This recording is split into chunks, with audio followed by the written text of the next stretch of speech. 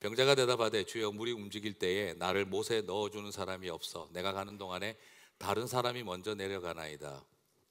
그래서 이르시되 일어나 내 자리를 들고 걸어가라 하시니 그 사람이 곧 나아서 자리를 들고 걸어가니라. 이날은 안식일이니 사람에게 이르되 안식일인데 내가 자리를 들고 가는 것이 옳지 아니하나. 대답하되 나를 낫게 한 그가 자리를 들고 걸어가라 하더라 하니 자리를 들고 걸어가라 한 사람이 누구냐 하되 고침을 받은 사람은 그가 누구인지 알지 못하니 이는 거기 사람이 많으므로 예수께서 이미 피하셨습니다. 성전에서 그 사람을 만나 이르시되 나았으니 더 심한 것이 생기지 않게 다시는 죄를 범하지 말라 하시니 그 사람이 유대인들에게 가서 자기를 고친 이는 예수라 하니라. 그러므로 안식일에 이러한 일을 행하신다 하여 유대인들이 예수를 박해하게 된지라. 아멘. 오늘 전설과 율법 사이에서 변질과 회심이라는 제목으로 오늘 여러분과 함께 또 이 세 번째 회심과 변질 시리즈를 세 번째를 다루도록 하겠습니다. 자, 오늘 저는 두 가지의 변질을 좀 살펴보려고 합니다. 두 가지가 완벽하게 변질되어졌습니다. 그것은 하나가 바로 기적에 대한 믿음이고 두 번째는 율법에 대한 그 깨달음이 완전히 변질된 길로 걸어가는 것을 우리는 오늘 본문에서 살펴볼 수가 있습니다. 저는 먼저 여러분과 함께 두 가지의 변질이 오늘 어디에서 발생했는지를 좀 살펴보고 그리고 참다운 회심이 무엇인지를 오늘 말씀을 통해서 한번 살펴보도록 하겠습니다. 자, 먼저 첫 번째 변질은 베데스다 연못에 있는 사람들 안에 믿음의 변질이 있었음을 봅니다. 자, 여러분 근본적으로 베데스다 연못은 믿음이 아니라 믿음의 변질이 있었던 장소다라고 이야기를 할 수 있겠습니다. 자, 먼저 한번 질문을 던져보고 싶은 게 베데스다의 물이 동하기를 기다리고 있는 이 환자의 기다림이 믿음일까요? 미신일까요? 약간 헷갈리죠? 믿음처럼 보이는데 사실은 이건 미신입니다. 말 그대로 5장 3절과 4절에서 보면 천사가 가끔 못에 내려와 물을 동하게 하는데 움직이게 하는데 그때 제일 먼저 뛰어들면 병이 낫는다.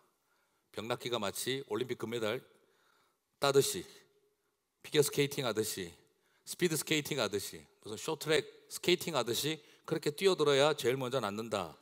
하나님이 정말 이런 방식으로 사람을 치유하신다고 생각한다면 이게 정말 믿음의 문제일까요? 이게 오히려 미신에 가깝다고 이야기할 수 있을까요? 오히려 이것은 믿음처럼 겉모양은 취하고 있으나 사실상 이것은 제일 먼저 물에 들어가서 닿으면 내가 병이 낫는다 하는 굉장히 물질화되어진 기적 이야기라는 것을 볼 수가 있습니다. 베데스다에서 물이 움직일 때, 천사가 들어와서 물이 움직일 때 병이 낫는다 하는 이것을 믿음으로 본다고 한다면 이것은 그냥 사실 경쟁에 가까운 것이고, 어떻게 하나님이 1년에 한 번 오셔가지고 물 한 번 탁 튕겨줄 때, 천사를 보내서 탁 튀어줄 때 제일 먼저 뛰어든 사람이 병이 낫는 것이라고 한다면 이것은 믿음의 역사라고 말하기에는 굉장히 곤란하다는 생각이 듭니다. 근데 제가 참 이해가 안 가는 것은 이걸 굉장히 믿음처럼 여기고 치유사역을 전문으로 하는 기도원의 이름이 베데스다 기도원이라는 게 제가 도저히 이해할 수가 없어요. 거기는 1년에 한 번 물 움직일 때마다 병 낫는 사람들만 모이는 곳인가? 신학교 이름까지 베데스다라서는 좀 굉장히 충격적인 생각을 많이 했는데요. 좋은 취지로 본다면 원래 베데스다라는 말은 은혜의 집이라는 뜻이죠. 정말 진정한 의미의 은혜의 집이다 이런 의미로 본다면 의미는 괜찮겠습니다만 베데스다 자체에 어려있는 전설을 따라간다면 그건 믿음이 아니라 믿음처럼 보이는 미신에 가깝다라고 말할 수가 있겠습니다. 베데스다에는 예수님의 치유가 있는 곳이 아니라 하늘에서 천사가 내려와서 가끔 물을 동해줄 때 그때 들어가면 낫는다는 이야기입니다. 이것은 로또 같은 이야기고 이것은 마치 치유가 게임과 같은 것으로 바뀌어져 있는 것을 볼 수가 있습니다. 1년 동안 그곳에 모여있는 사람들은 마치 도박을 하는 것 같습니다. 수없는 사람들이 1년 내내 모여있지만 언제 천사가 내려올는지 그리고 누가 먼저 들어갈지 아무도 알 수 없습니다. 잠 못 자고 앉아서 기다리고 있는 것 같다라고 한다면 이건 마치 1년 내내 카지노에 가서 열심히 기다리며 어쩌다가 나에게 한번 행운에 떴다가 생기는 것을 기다리는 것과, 제가 너무 전문적인 것을 그걸 기다리는 것과 도대체 이게 무슨 차이가 있는지를 알 수가 없습니다. 과연 그 주변에 있는 병자들은 서로 어떤 관계 속에 있는 걸까요? 안 그래도 육신의 질병이 있어서 고통스러운 사람들이 서로 의지하고 서로 도와주고 서로 기대어주고 서로 위로하는 관계가 될까요? 그렇지 않습니다. 서로 밀어주고 도와주고 세워주고 끌어주는 관계가 아니라 서로 발목 잡고 서로 잡아당기고 끌어당기고 넘어뜨려야 하는 관계로 그들은 이미 경쟁 관계로 변해 있습니다.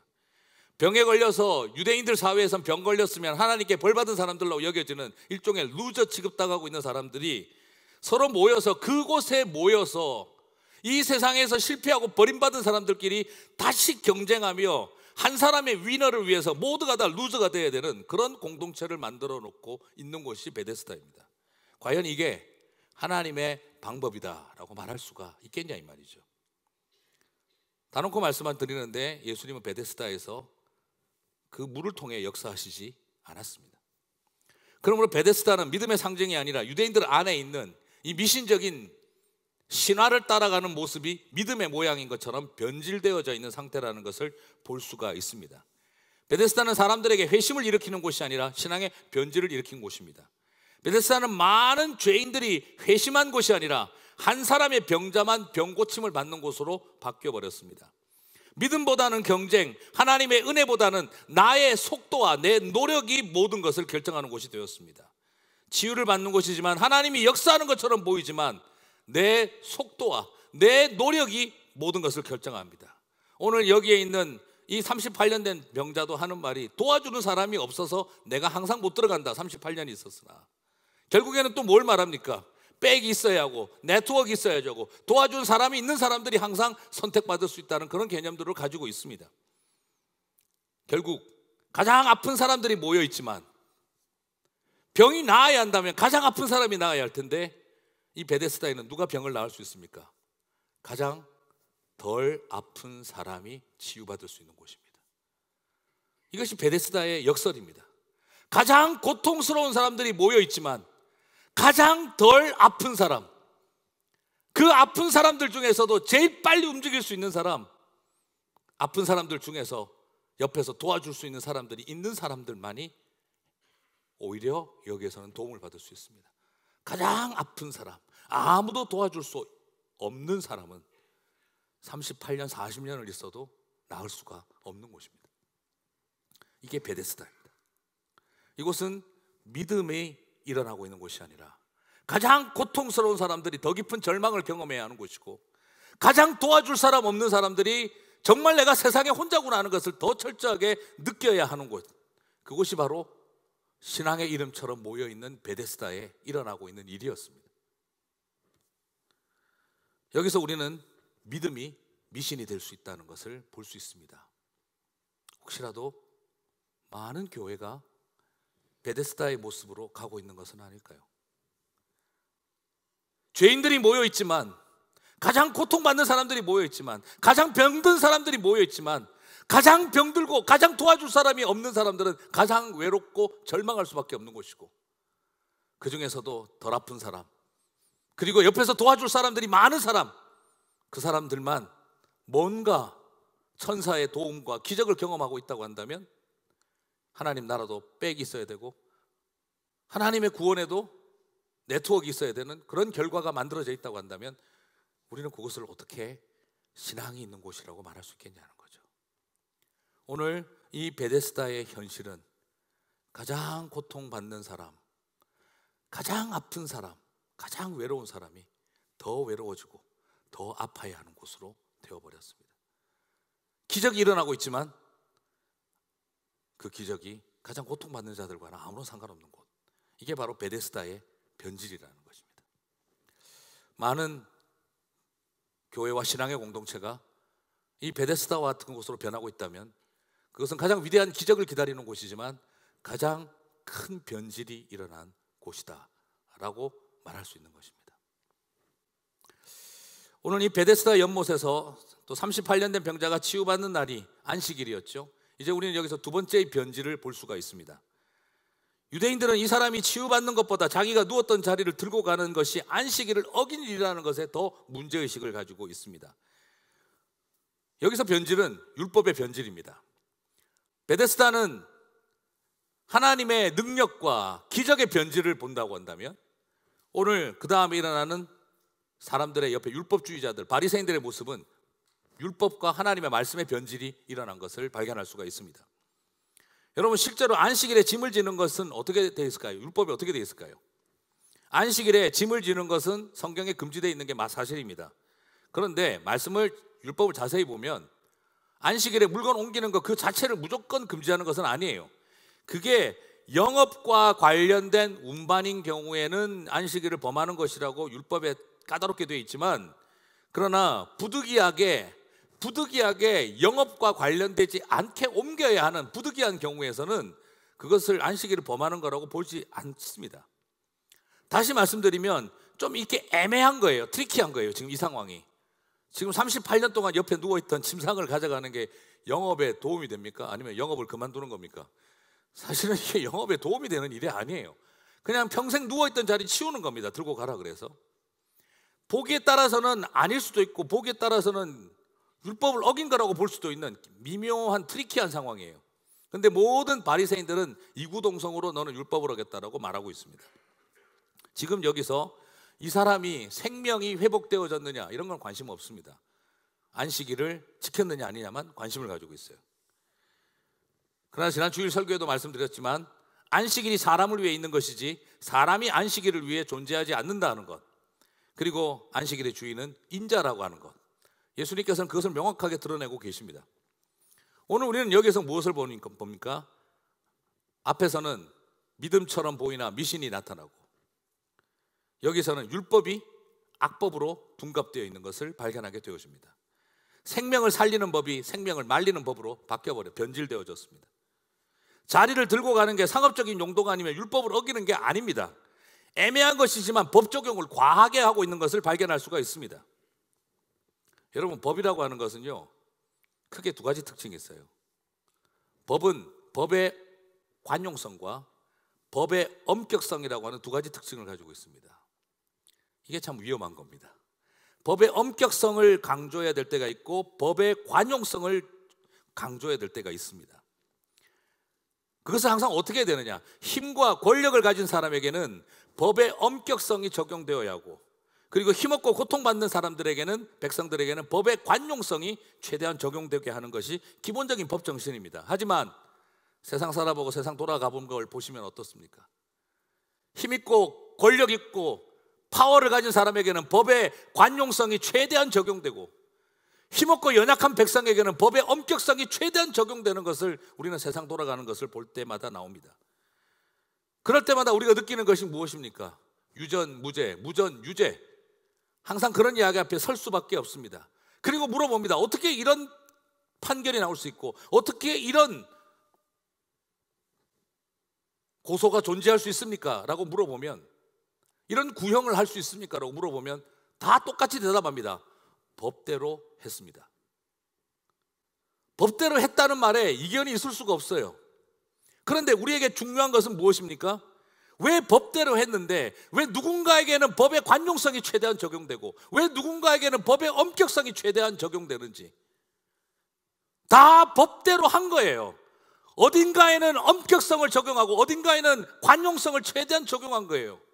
그런데 우리가 알고 있는 상식에 의하면 노블리스 오블리제로 더 리더십에 있는 사람들에게는 엄격성이 적용되어야 하고, 힘없고 연약한 백성들에게는 관용성이 더 적용되어야 하는데 왜 세상은 거꾸로 돌아가느냐는 거예요. 왜 개개인은 물건 하나 훔친 것으로 그런 벌을 받아야 되는데 더 큰 도둑놈들은 왜 그렇게 쉽게 풀려나느냐 이 말이에요. 우리는 이런 현실 앞에 볼 때마다 왜 엄격성과 이 관용성이 이렇게 다르게 적용되느냐가 실망하는 것이죠. 정의의 여신 릴케는 안대를 하고 저울을 들고 있습니다. 그런데 안타까운 것은 우리 시대의 정의의 여신은 안대를 풀고 봐가면서 저울질을 하고 있다는 게 문제라는 거예요. 오늘 유대인들도 보면 그렇습니다. 철저한 율법주의자예요. 법을 잘 지키는 사람들이라고 우리 믿고 있습니다. 율법주의자니까 얼마나 율법을 잘 지킬까? 그런데 어떻게 하고 있습니까? 38년을 누워있는 사람에게, 38년 동안 질병으로 고통받고 있는 사람에게 애매한 요소가 있는 이 부분에 대해서 율법의 엄격성을 최대한 적용해 버렸습니다. 우리는 이것을 바로 뭐라고 해야 되느냐면 하나님의 말씀을 변질시켰다는 거죠. 바리새인들과 제사장들과 그리고 그들은 자기들의 입에 지워주는 것이 많은 사람에게는 모든 것들을 쉽게 설명해주고, 그리고 이렇게 돌아가고 있는 그 시대의 모습, 이것이 우리가 발견하는 율법의 변질이 일어났다는 거예요. 여러분, 율법주의는 하나님의 말씀대로 사는 게 아니라 우리 눈에 보기에 좋은 대로, 우리 눈에 보기에 우습게 보이는 사람들에게는 함부로 적용을 해버리는 모습, 이게 바로 그때 모여졌던 모습입니다. 여러분, 여기서 저는 이 율법주의자들에게 질문하고 싶은 게 이거예요. 만약 안식일에 천사가 와서 물을 동하게 해서 병이 나았다면, 지금 이 율법주의자들은 누구를 재판에 회부해야 되죠? 천사도 재판에 회부해야 될 판이에요. 하나님도 용서받을 수 없는 재판이 되어버린 거죠. 이것이 바로 뭐냐? 하나님의 생명의 역사도 정죄하는 것, 이게 바로 율법의 변질이다, 이 말인 것입니다. 생명을 살리기 위해서 주신 하나님의 말씀과 율법이 뭐를 향해 사용되는 것입니까?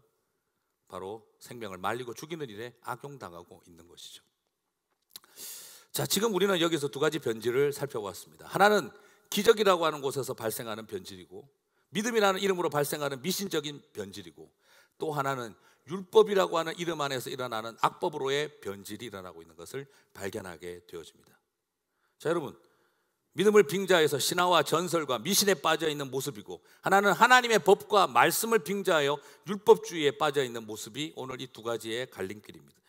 변질입니다. 사랑하는 성도 여러분, 능력 체험을 원할 때 우리도 모르는 사이에 이 신화와 헛된 전설 속에 빠질 수 있는 것이고, 철저하게 율법과 말씀 중심으로 산다는 사람들이 또한 동시에 이 율법주의의 함정에 빠질 수 있다는 것을 오늘 우리들에게 보여주고 있습니다. 모두가 빠질 수 있는 변질을 오늘 우리들에게 보여주고 있습니다. 치유와 능력과 기적을 체험하고자 하는 사람도 변질이 될 수 있는 것이고, 나는 그런 거 필요 없고 율법과 말씀 중심으로 사겠다는 사람도 똑같은 변질에 빠질 수 있다는 것을 오늘 우리들에게 보여주고 있습니다. 나는 강력한 부흥주의자다 하는 사람도 변질에 빠질 수 있고, 나는 철저한 말씀 중심주의다 해도 변질에 빠질 수 있다는 것을 오늘 우리는 여기에서 발견하게 되어집니다. 사랑하는 성도 여러분, 여러분은 무엇을 붙들고 계십니까? 우리도 모르는 사이에 믿음인지 미신인지, 나도 모르는 사이에 생명의 말씀인지 아니면 율법주의인지, 우리 자신도 어떤 치우침 속에 들어가는지 알 수 없는 위기가 있습니다. 오늘 38년 된 병자는 베데스다만 붙들고 살았습니다. 이 베데스다는 기적과 이적을 체험하는 호수였습니다. 말 그대로 기적의 체험을 원하는 신앙이었습니다. 반면에 오늘 본문에는 또 다른 부류의 신앙인들인 바리새인들이 나옵니다. 그들은 평생 율법만 붙들고 살았습니다.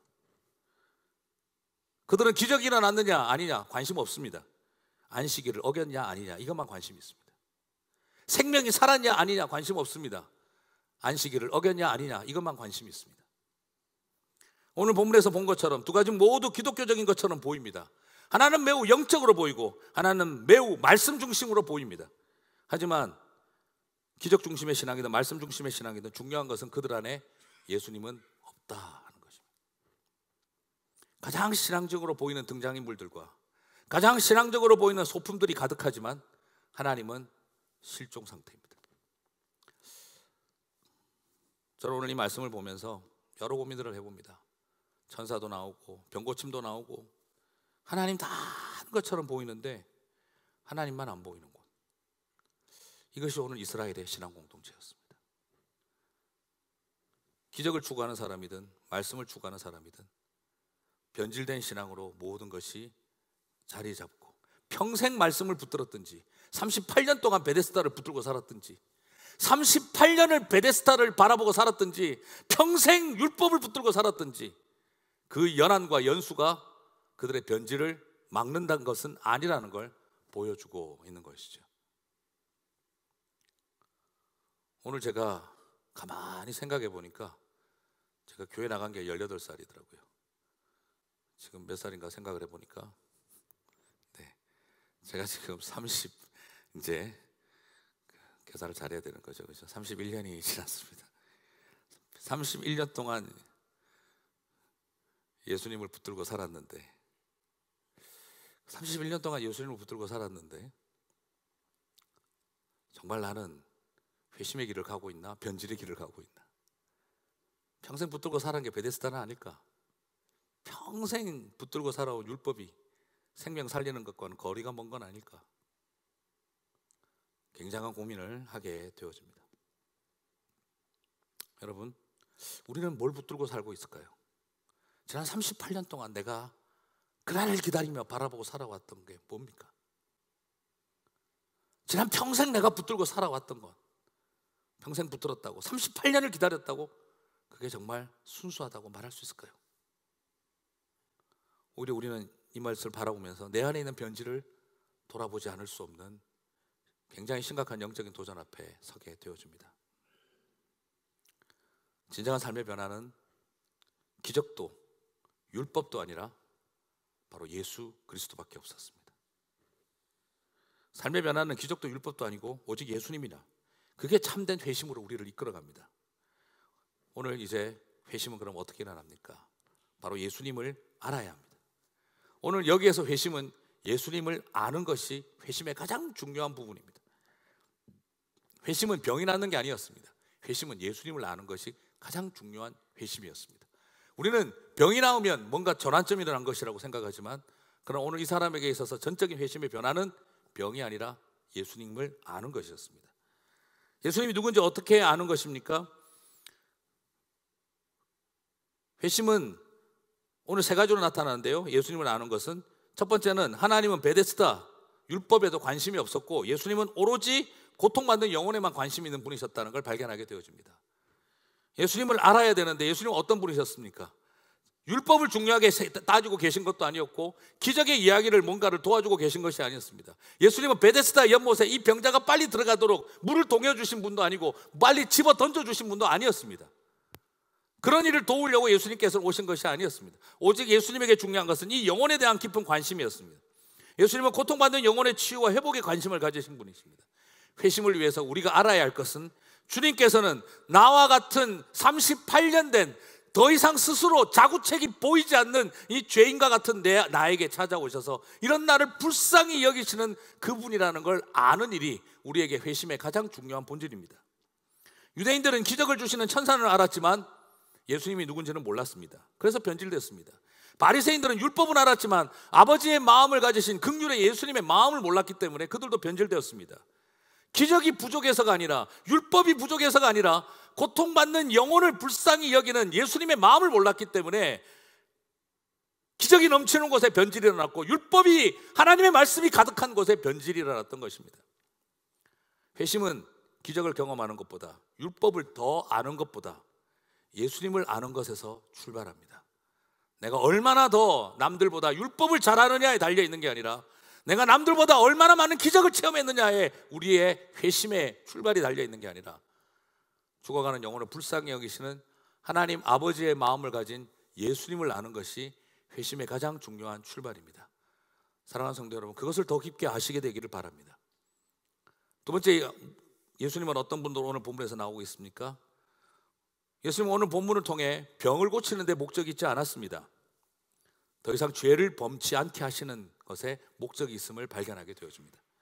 14절에서 그 후에 예수께서 성전에서 그 사람을 만나 이르시되 보라, 네가 나았으니 더 심한 것이 생기지 않게 다시는 죄를 범하지 말라 하시니. 예수님은 오늘 여기에서 이 사람의 병을 고치는 데 목적이 있는 게 아니라 뭘 원하고 계십니까? 다시는 죄를 범하지 말라는 데 있습니다.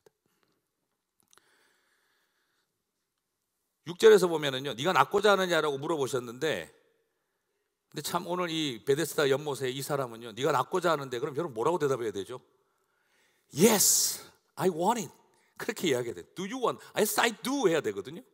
근데 전혀 그런 대답 없어요. 네가 낫고자 하느냐 하는데 뭐라고 대답을 하죠? 나를 물에 넣어주는 사람이 없어서 못 낫고 있습니다, 이 말을 해요. 그 마음속에 이미 뭐가 있습니까? 절망이 가득 차 있는 상태인 걸 볼 수가 있어요.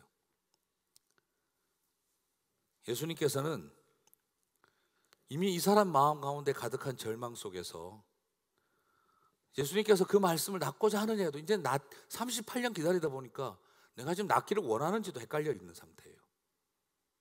그런데 주님께서 지금 원하는 것은 바로 뭐냐면 단지 이 사람의 그 상태를 보시고 병 고쳐지는 게 중요한 게 아니라 이 사람의 본질적인 죄의 문제를 해결해야 됐다는 걸 아셨던 거죠. 병을 고친 것은 궁극적인 게 아니라 출발점이었을 뿐이었습니다. 병 고치는 게 목적이셨다면 예수님은 내가 너를 고쳤다, 그거 알려주고 끝나실 일이에요. 근데 예수님은 그게 목적이 아니셨습니다. 다시는 죄를 짓지 마라, 삶의 전환점을 요구하고 계셨습니다. 결국에는 뭐였느냐? 주님은 어떤 분이십니까? 치유를 목적으로 하는 게 아니라 죄를 짓지 않고 삶의 전환점을 일어나게 하는 것, 그것이 주님의 목적이라는 걸 보게 되어집니다. 주님은 첫 번째, 긍휼이 크신 분이시지만 긍휼만 크신 분이 아니라 삶의 전환점을 요구하시는 분이라는 걸 두 번째로 살펴보게 됩니다. 그리고 세 번째, 예수님은 오늘 어떤 본문에서 어떻게 나타납니까? 아들이신데 아버지이심을 증거하고 있습니다. 17절을 보니까 아버지께서 일하시니 나도 일한다 라고 말을 합니다. 그 말은 무슨 말입니까? 내가 곧 아버지다는 말과 같습니다. 에이 목사님, 하나님께서 아버지가 하시니까 나도 한다, 같은 맥락에서 한다는 것이지. 아니요, 근데 유대인들은 이런 표현을 쓰지 않습니다. 행여나 오해될까 봐 의도적으로 이런 표현을 쓰지 않아요. 근데 예수님은 의도적으로 이 표현을 썼어요. 그러자 여러분 18절에서 유대인들이 어떻게 반응합니까? 유대인들이 이로 말미암아 더욱 예수를 죽이고자 하니 이는 안식일을 범할 뿐 아니라 하나님을 자기의 친아버지라 하여 자기를 하나님과 동등으로 삼으심이로라. 지금 이런 말은 유대인들 사회에서는 어떤 말로 들린다는 거죠? 이거 오해했다는 말이 아니에요. 예수님께서 이렇게 될 걸 뻔히 아시고 이 말을 하신 거예요. 아버지하고 내가 동등된 분이라는 걸 드러내기 위해서, 바로 삼위일체론적 신론, 예수님께서 아들이시면서 영존하시는 아버지라는 것을 드러내기 위해서 의도적으로 이 말을 하신 거예요. 그러자 유대인들은 이 말을 듣고 신성모독이라고 느낀 거죠. 그래서 그들은 분노하기 시작을 했습니다. 예수님은 여기에서 당신을 뭘 드러내고 있습니까? 내가 바로 너희의 아버지요, 내가 너희를 위해서 일하시는 하나님이요, 그리고 창조주가 되신다, 바로 그것을 보여주고 있습니다. 천사와 견줄 수 있는 존재가 아니라 아버지이심을 알게 한다는 거죠. 이처럼 예수님은 세 가지 모양으로 당신을 자신을 여기서 온전히 계시하고 있습니다. 회심을 알려면 기적을 체험해서 회심이 되는 게 아니라, 율법을 알아서 회심이 되는 게 아니라 하나님이 누군지 제대로 만나야 회심이 일어난다는 것입니다. 병 하나 고침받았다고 해서 회심이 되는 게 아니라, 몸이 나았다고 해서 회심이 되는 것이 아니라 하나님이 누군지를, 예수님이 누군지를 제대로 알아야 한다는 것입니다. 예수님이 어떤 분이라는 것이죠? 고통받는 죄인들과 같이 아파하시는 분이시고 그들을 치유하는 분이시고, 그러나 그들을 치유하는 것으로 만족하는 것이 아니라 그들이 죄사함을 받게 하기 원하는 구속주이심을 알아야 하는 것이고, 그리고 예수님이 우리의 치유자가 되시고 구속주가 되시는 것만이 아니라 그분이 우리의 아버지가 되시고 창조주가 되신다고 하는 것까지 온전히 예수 그리스도를 통해 성삼위 하나님과의 관계까지 이해할 수 있는, 하나님을 깊게 아는 경험이 우리에게 따라와야 한다는 것입니다. 병만 고치는 치유자만이 아니라 죄를 사하는 구속자이시고 아버지 하나님으로서 우리를 지으신 창조주가 되신다는, 아버지가 되신다는 것까지 알아야 한다는 것입니다. 마치 오늘 이 본문은 예수님에 대해서 음악적으로 크레센토처럼 긍휼히 여기시고 치유하시는 분에서, 죄를 사하고 구속하시는 분에서, 그리고 한 걸음 더 나아가 아버지가 되시는 창조주가 되심까지 음악적인 크레센토처럼 포르테시모를 향해 나아가고 있는 것을 발견할 수가 있습니다. 바로 그것이죠. 우리의 회심은 예수님이 누군지 제대로 알아야 합니다.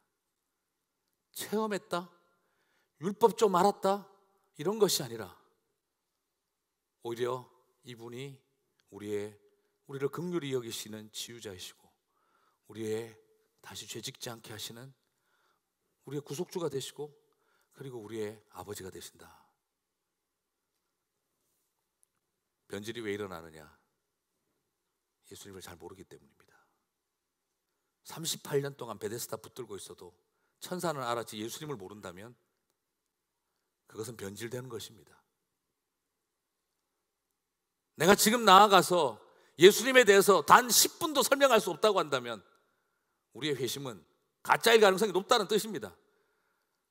내가 지금 예수님에 대해서 말할 수 있는 게 없다고 한다면, 예수님에 대해서 내 가슴 속에서 터져나오는 고백들이 없다고 한다면, 그분이 누군지 모르고 있다고 한다면 정말 나는 회심했는지를 물어볼 수밖에 없다 이 말입니다.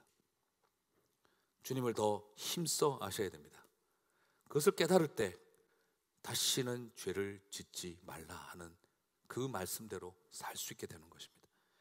그래서 그 음성대로 살아가게 되는 게 회심이 되는 것입니다. 말씀 맺겠습니다. 오늘 우리는 기적이 변질되고 율법이 변질된 사이에서 참된 회심이 무엇인지를 살펴보았습니다. 회심은 기적을 경험하고 그리고 열심히 율법을 평생 연구하고 공부하는 데서 회심이 오는 것이 아니라 예수님이 누구신지 정확하게 알고 고백하고 깨닫는 것으로부터 출발합니다. 회심은 내 가슴 속에 예수가 꽉 차야 회심이 시작된 것, 회심이 일어난 것입니다. 기적의 체험이 가득 차야, 내가 안에 율법이 넘쳐야 회심이 내 안에 가득 찬 것이 아니고 내 안에 예수로 가득 차야, 그분에 대한 고백으로 가득 차야 내 안에 회심이 일어난 것입니다. 그리고 예수를 알고 나니 다시는 죄짓고 살 수가 없다, 또 똑같은 죄를 범하며 살아갈 수가 없다 하는 그 돌이킴 앞에 서는 게, 그게 바로 우리로 하여금 참된 회심의 길을 걸어가게 하는 일입니다. 38년 된 병자에게 당장 급한 일은 병이 낫는 일입니다. 침상을 들고 가는 일입니다. 유대인들에게는 사람이 살았다는 것보다 더 중요한 일은 안식일을 범했냐 아니냐가 중요합니다. 그들의 급하고 그들의 중요한 일은 변질을 낳았습니다. 하지만 본질적인 것은 예수님을 아는 것이었습니다. 그래서 병만 낫는 게 아니라 다시는 죄를 짓지 않는 삶이 되고, 안식일을 범하지 않는 일이 아니라 다시는 죄를 짓지 않는 자리까지 나아가는 것이 참된 회심이라는 걸 발견할 수가 있습니다. 우리에게 이런 회심이 일어나게 되기를 주님의 이름으로 축복합니다. 예수님으로 가득 차시게 되기를 바랍니다. 내 안에 하나님을 아는 지식, 예수 그리스도를 알자, 힘써 알자, 더욱 알자, 정말 그분을 아는 일에 우리의 마음속에 깊이가 있어야 합니다. 38년 동안 베데스다 연못 어떻게 돌아가는지 다 알고 있습니다. 그러나 그곳은 변질이 있는 공동체였습니다. 오늘 유대인들의 회당에는 평생을 율법을 붙든 바리새인들이 가득 모여 있었습니다만 그곳은 변질이 가득한 공동체였습니다. 오늘 우리는 베데스다 공동체와 회당 공동체를 바라봅니다. 율법을 평생 붙들고 살아온 사람들 안에 일어난 변질과 평생 베데스다 옆에서 기적을 기다리며 살아왔던 사람들의 변질을 바라봅니다. 그 모든 것을 온전한 회심으로 이끌어간 것은 예수님을 만나는 일이었고, 그리고 병고침을 받는 것이 회심이 아니라 다시는 죄를 짓지 마라, 개가 토한 것을 다시 먹지 않듯이 그 토한 것을 먹지 말고 다시는 죄 짓지 마라, 이것이 오늘 우리에게 나타난 가장 강력한 회심이었습니다. 사랑하는 성도 여러분, 죄를 지었던 우리의 연약함도 있고 부끄러움도 있습니다만 오늘 병을 낳은 것을 회심으로 보신다면 오늘 이 사건을 완전히 오해한 것입니다. 그러면 예수님은 베데스다 연못의 천사밖에 안 됩니다. 오늘 이 사건은 병이 나은 사건이 중요해서 중요한 게 아니라 결코 죄 짓지 마라 하고 예수님을 만났기 때문에 중요한 사건입니다. 저와 여러분 가운데 그 회심이 일어나게 되시기를 주님의 이름으로 축복합니다. 너무 오랫동안 저는 교회 다니면서 많은 신앙생활의 여정을 겪고 오면서 도대체 우리에게 있어서 회심은 뭘까? 너무 많은 체험이었고 너무 많은 그냥 공부의 세미나에 많은 걸 배우긴 했는데 중요한 건 여기에 예수님으로 가득 차 있지 않으면 그 수없는 기적이, 38년 동안 봤던 기적이, 평생 봤던 율법이 아무런 의미가 없는 것입니다. 오늘 저와 여러분 안에 예수님으로 가득 차셔서 병 나은 것보다 더 큰 다시는 죄짓지 않는 삶, 그 놀라운 결단이 있을 때 그때 저와 여러분은 우리는 회심의 사람이라고 말할 수 있지 않을까 생각되어집니다. 그 회심을 향해 나아가는 저와 여러분 되시기를 주님의 이름으로 축복합니다.